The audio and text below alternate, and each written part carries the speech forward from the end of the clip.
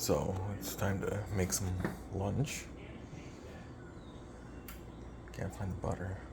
Better not be in the fridge. Intense music.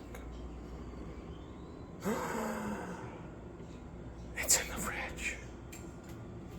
Only a monster would put butter in the fridge. Butter does not go in the fridge. If you think it goes in the fridge, you are wrong.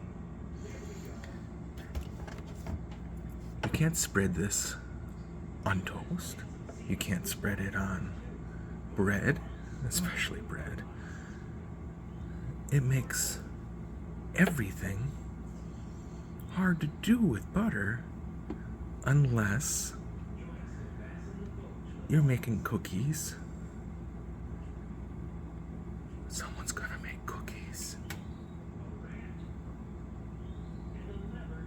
Butter belongs in the fridge then. Otherwise, keep it out of the fridge.